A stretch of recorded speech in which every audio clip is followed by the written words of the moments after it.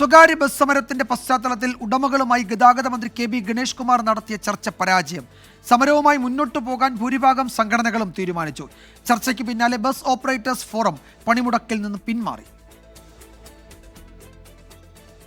മണിക്കൂറുകൾ നീണ്ട ചർച്ചയ്ക്കൊടുവിലും സമരം തുടരാനാണ് 3 പ്രധാന സ്വകാര്യ ബസ് ഉടമകളുടെ സംഘടനകളും തീരുമാനിച്ചത്.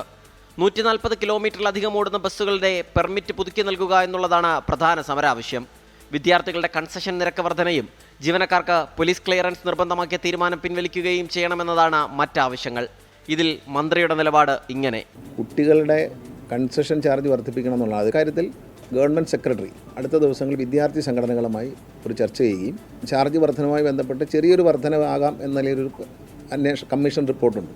പ്രൈവറ്റ് ബസ് പെർമിറ്റുകൾ ഒരു കാര്യം പൊളിറ്റിക്കലായിട്ട് തീരുമാനിക്കേണ്ടതാണ്. അപ്പോൾ എനിക്ക് മന്ത്രി എന്ന നിലയിൽ ഒറ്റയ്ക്ക് തീരുമാനിക്കാൻ പറ്റത്തില്ല. ബഹുമാനപ്പെട്ട മുഖ്യമന്ത്രിയെ ആലോചിച്ചതിന് ശേഷം അദ്ദേഹത്തിൻ്റെ ശരിയായ നിർദ്ദേശം ലഭിച്ചതിന് ശേഷം മാത്രമേ അക്കാര്യത്തിൽ പറ്റുകയുള്ളൂ എന്ന് അവരോട് ഞാൻ പറഞ്ഞിട്ടുണ്ട്. ഗവൺമെൻറ്റിന് ഉറച്ച നിലപാടുള്ള ഒരു കാര്യം എന്ന് പറയുന്നത് ഈ ഡ്രൈവർ, കണ്ടക്ടർ, ക്ലീനർ ഈ പറയുന്ന ആളുകളുടെ പോലീസ് വെരിഫിക്കേഷൻ നിർബന്ധമാണെന്നുള്ളതാണ്. ചർച്ചയ്ക്ക് ശേഷവും സമരം തുടരാനാണ് ഭൂരിഭാഗം സംഘടനകളുടെയും തീരുമാനം. ഈ മാസം 22 മുതൽ അനിശ്ചിതകാല സമരം ആരംഭിക്കും. ആദ്യത്തെ പ്രധാനപ്പെട്ട 3 ഡിമാൻഡുകളെ സംബന്ധിച്ചും സർക്കാരിൻ്റെ ഭാഗത്തുനിന്നോ ഗതാഗത വകുപ്പ് മന്ത്രിൻ്റെ ഭാഗത്തുനിന്നോ യാതൊരു അനുകൂല തീരുമാനം ഉണ്ടായിട്ടില്ല.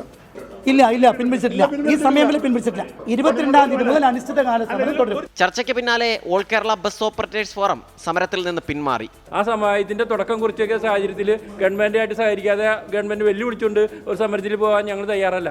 ഇതേ ആവശ്യങ്ങൾ ഉന്നയിച്ച് ഈ മാസം 7-ന് സംയുക്ത സമരസമിതി സൂചനാ പണിമുടക്ക് നടത്തിയിരുന്നു. 24 തിരുവനന്തപുരം.